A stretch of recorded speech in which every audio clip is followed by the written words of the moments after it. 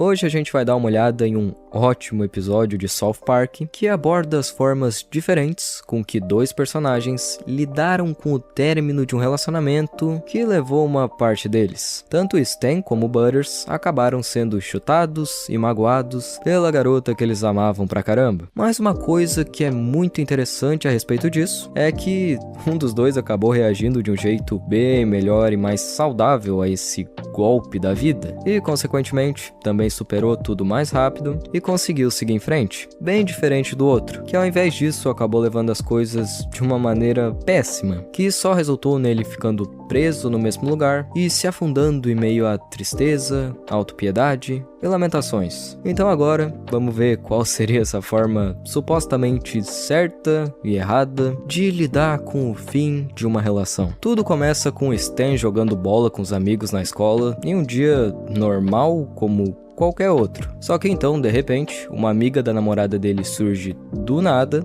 trazendo a notícia de que agora ele estava solteiro, dizendo que a Wendy queria terminar e que queria que os dois fossem só amigos daqui pra frente. E cara, dá pra ver na expressão do Stan a forma como aquilo destruiu cada parte do ser dele completamente, já que o coitado ficou sem entender nada e não conseguia parar de pensar na Wendy por um minuto sequer. Por conta disso, ele até tenta ir atrás para descobrir o porquê do término e também para fazer alguma coisa que ajudasse a reatar o relacionamento, mas no fim acaba só piorando as coisas, de brinde deixando a ex-namorada agora furiosa com ele por causa de um mal entendido. E depois que o Jimmy diz pro Stan que a Wendy tinha se mandado e que ele precisava aceitar o fato de que tudo já estava acabado, é aí que o Stan basicamente desiste de viver a vida. Ele se tranca no quarto ouvindo música triste em looping e fica falando que tava com o coração machucado e que não tinha mais motivos pra viver se a garota que ele amava tinha ido embora. Isso faz com que os amigos do Stan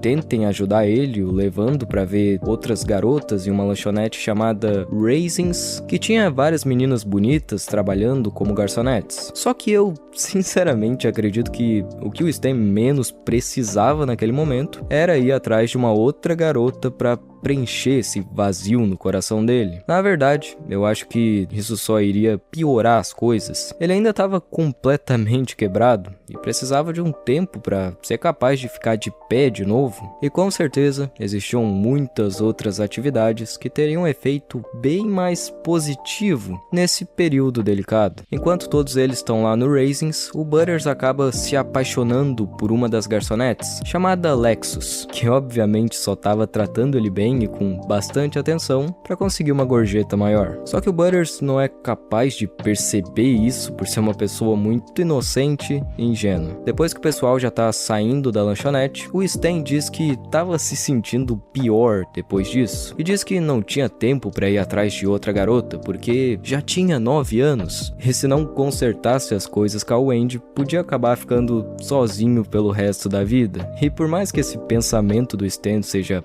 bem engraçado, também demonstra o quanto a gente às vezes não é capaz de perceber que ainda tem muita coisa pra acontecer pela frente, que a vida não se resume a tão pouco assim e que aquilo é só uma pequena parte. Ainda existe bastante tempo pra encontrar uma pessoa que realmente vai te fazer bem. Todo esse medo e essa ansiedade ocasionados pelo fim de alguma coisa importante pra nós pode bagunçar as nossas ideias e fazer a gente pensar que esse também é o fim da nossa vida, que agora tá tudo acabado, a esperança se foi. Mas não é bem assim. A vida continua, e enquanto tem vida, ainda tem esperança pra gente, pra qualquer coisa que seja. O Stan então coloca essa ideia na cabeça de que precisava lutar pelo relacionamento dele com a Wendy, quando na real o que ele deveria fazer era seguir em frente pra conseguir superar isso. Mas tudo bem. O problema é que quando ele aparece na frente da casa dela, de uma forma totalmente ridícula, e tocando uma música alta, esperando que isso fosse ajudar de alguma forma, acaba quebrando a cara de um jeito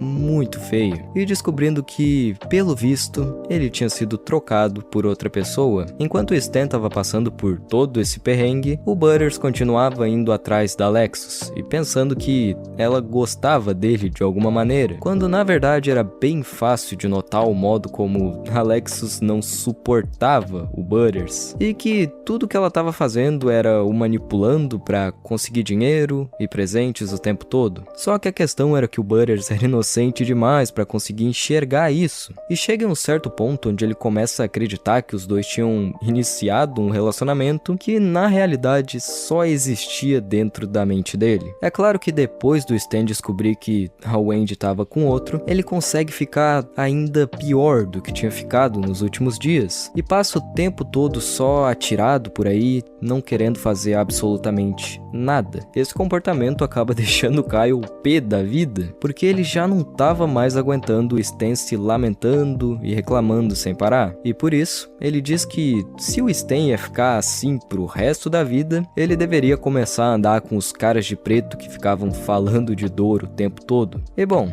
adivinha, é exatamente isso que ele resolve fazer. O Stan então se junta a um grupo de crianças que ficavam o tempo todo reclamando da vida, se mergulhando em autopiedade, falando sobre dor, sobre niilismo e chamando todo mundo que não era exatamente igual a eles de conformistas. E eu acho que eu nem preciso dizer que isso só ia fazer mal pra ele e piorar ainda mais as coisas. Mas o fato era que o Stan estava muito frustrado e triste com tudo que tinha passado nos últimos dias. E por conta de toda essa frustração e confusão, ele buscou algum jeito de projetar esses sentimentos ruins pra fora, que no caso foi ficar andando por aí, culpando a vida pelo que aconteceu e afirmando que ela só se resumia puramente à dor, quando na verdade ele mesmo não se permitia tentar enxergar as coisas de um outro ângulo. O que ele estava fazendo era basicamente tentar se livrar da dor que estava sentindo, se mergulhando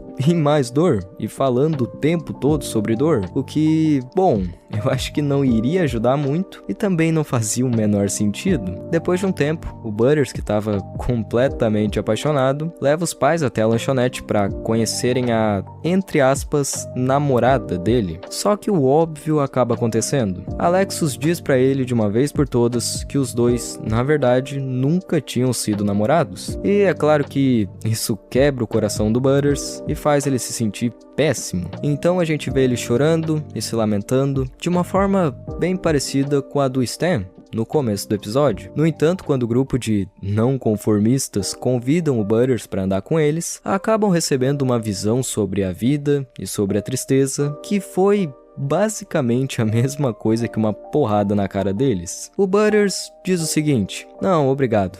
Eu amo a vida. Eu tô triste, mas ao mesmo tempo tô feliz por algo me fazer sentir tristeza. É como se isso me fizesse me sentir vivo, sabe? Me faz me sentir humano.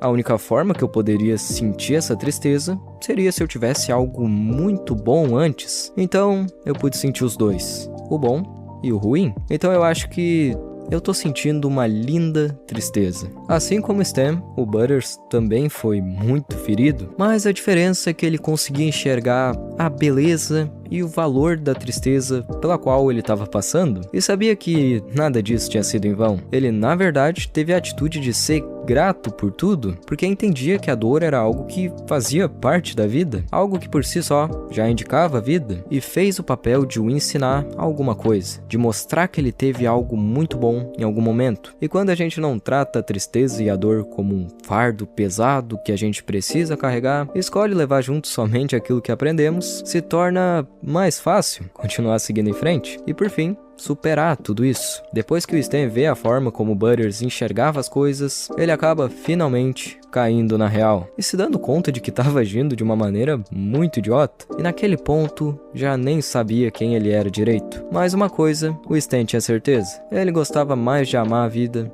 do que de odiá-la, e por isso ele cria coragem para parar de ficar remoendo tudo aquilo que só o fazia se sentir mal, e também manda o Angel Token para aquele lugar, assim sendo capaz de seguir em frente e entendendo que a vida de fato tem muita dor, mas ela passa longe de se resumir somente a isso.